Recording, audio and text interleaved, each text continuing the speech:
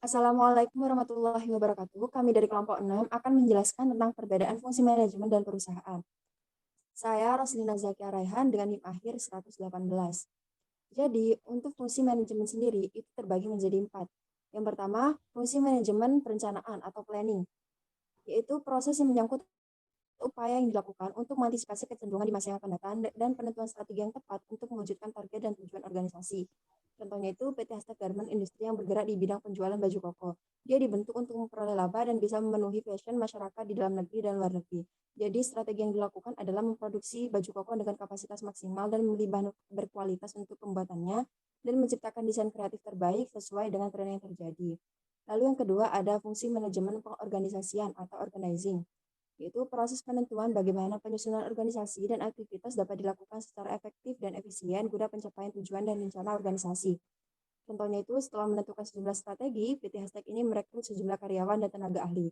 Perusahaan ini juga mengelompokkan karyawan ke beberapa divisi seperti divisi kreatif dan lainnya. Juga perusahaan Hashtag ini membeli sejumlah mesin berteknologi tinggi dan peralatan lainnya yang dibutuhkan.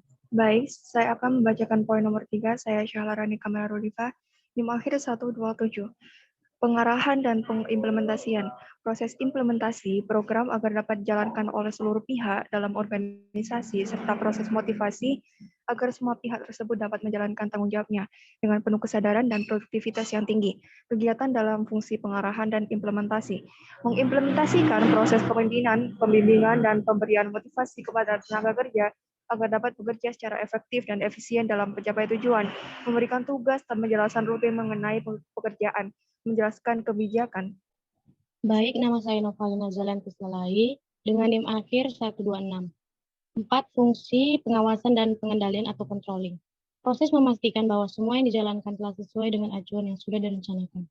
Contohnya, PT Golden Crystal bergerak dalam bidang konveksi atau tekstil, mengalami konflik antara perusahaan dengan karyawan. Konflik ini yang terjadi disebabkan oleh adanya miscommunication antara atasan dengan karyawan.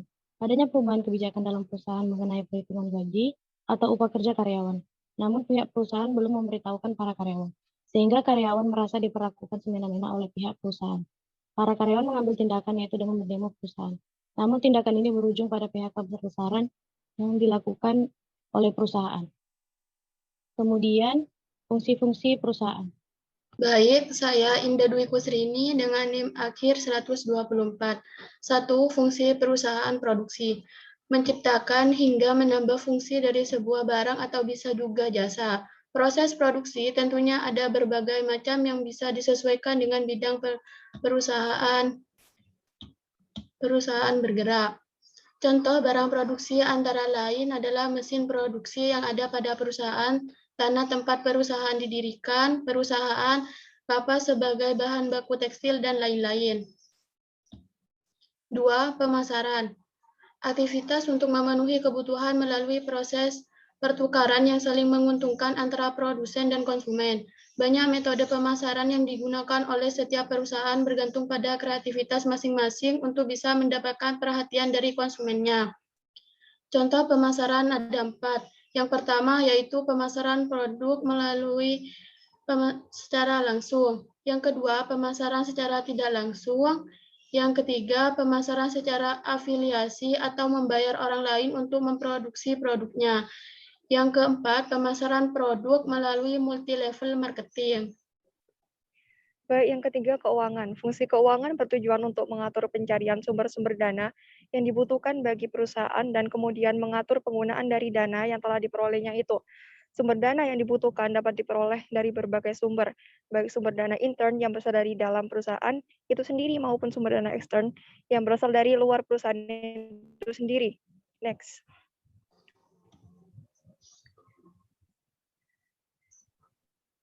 Sumber dana intern itu sendiri adalah merupakan dana yang telah dihasilkan oleh bagian pemasaran sebagai akibat dari transaksi penjualan yang telah dilakukan dalam proses pemasaran. Sedangkan sumber dana ekstern adalah berasal dari masyarakat umum yang dalam hal ini berupa pembelian saham oleh masyarakat kepada saham-saham yang telah dikeluarkan atau diemisi oleh perusahaan tersebut. Perusahaan yang telah mengeluarkan sahamnya dan menjualnya kepada masyarakat umum sering disebut perusahaan yang go public. Saya Muhammad Ervandi, NIM akhir 096, akan membacakan peningkatan SDM. proses atau rangkaian aktivitas perusahaan yang dilakukan dalam waktu tertentu dan dirancang untuk melahirkan perubahan sikap mental dan keahlian karyawan sehingga mereka mampu menyelesaikan penugasan yang berhubungan dengan tanggung jawabnya. Contoh, perusahaan A mengadakan program pelatihan keterampilan pada karyawan. Jenis pelatihannya antara lain skill training, retraining, dan lain sebagainya. Tujuannya adalah untuk mengembangkan potensi individu dalam hal meningkatkan pengetahuan, keterampilan yang dimiliki, serta sikap individu dari para karyawan. Sekian presentasi dari kelompok kami, kurang lebihnya kami mohon maaf. Wassalamualaikum warahmatullahi wabarakatuh.